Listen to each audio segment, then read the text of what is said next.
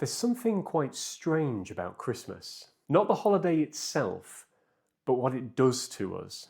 Have you ever walked into a room, put on a certain song, perhaps caught the smell of mulled wine, and suddenly felt you were in a completely different state of mind? Perhaps you felt calmer, more reflective, maybe even more generous. What's going on here? Is this just unique to Christmas? Or is there something deeper at play? Think about what Christmas is fundamentally. It's a coordinated set of environmental cues. Pretty lights in the winter bleakness. Sentimental songs on repeat. Unique smells, shared rituals. Stories we've heard since childhood, whether religious or secular. These features aren't random. They've been refined over generations to evoke specific feelings. Gratitude, connection, peace, and generosity. And here's the remarkable thing. It works reliably. Even if you're not religious, even if you're cynical about consumerism, even if you've had difficult Christmases in the past, the symbols still have an effect on you.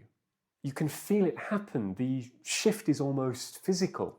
You walk into a decorated room and your shoulders might drop slightly. You hear a carol and suddenly you're thinking about people you haven't thought about for months, maybe even years. This isn't magic, it's environmental conditioning, and we've all experienced it. But here's what we almost never ask. If Christmas can reliably shift our inner state of mind through intentional environmental design, why do we only treat this as a once-a-year phenomenon? Why do we assume that positive states just happen to us passively, rather than recognizing that they emerge from certain conditions? The perhaps slightly uncomfortable truth is this. We are always being shaped by our environment, whether we are aware of it or not, every single day.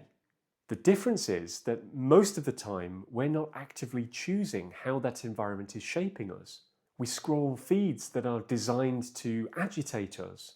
We absorb news that's engineered for outrage. We live in spaces optimized for function rather than creating certain feelings. We expose ourselves to what is easiest, loudest, and most readily available. And we wonder why we feel fragmented, uninspired, and hollow for most of the year. Christmas reveals something that we've forgotten. Human beings require symbolic nourishment. We need beauty, ritual, stories, environments that give us a sense of awe and inspiration. And this isn't a unique luxury, it's a psychological necessity. Let's make this more concrete. What actually happens at Christmas? You're surrounded by symbols and subtle suggestions that promote specific states of mind. Generosity, giving gifts. Connection, gathering with people. Reflection, a year ending and a new one beginning. Peace, the imagery of a silent night with candlelight and snow. These symbols are repeated without fail every single year.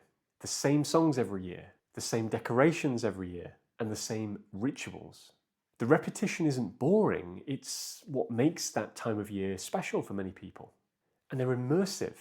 You don't just think about Christmas, you live inside it. Your home changes, your routine changes, and the world outside reflects it all back to you. This is environmental psychology at its most effective. But now apply this logic elsewhere. What if you designed your daily environment, your home, your routines, your rituals, with the same intentionality? What if you chose what symbols surround you? What music plays? What stories you feed your mind? What cues that remind you of the values that you really care about? Not in a shallow vision board kind of way, but in the way that Christmas works.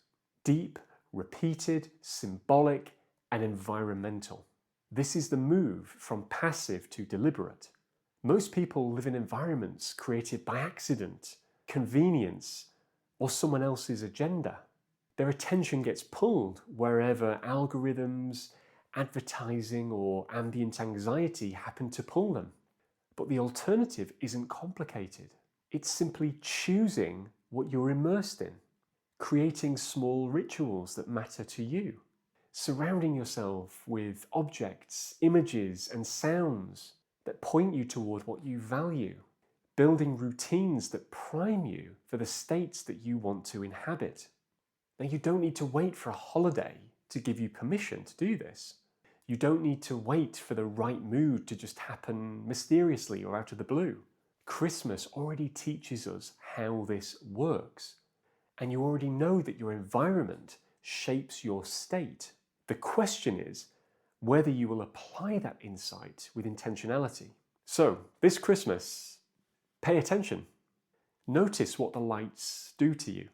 Notice how the music shifts your state of mind. Notice how you might slip into reflection or generosity or peace when everything is pointing you in that direction. And then ask yourself, if a season can do this, then what would happen if you designed your life with the same purpose? This idea that we can deliberately create the conditions for meaningful states rather than just waiting for them to happen is something that I'll be exploring in depth going forward. If that interests you, then subscribe so you don't miss where that goes. For now though, remember that the Christmas spirit isn't magic.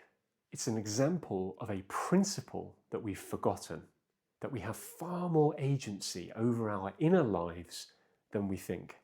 Not through force, not through willpower, but through the simple, profound act of shaping what we're surrounded by.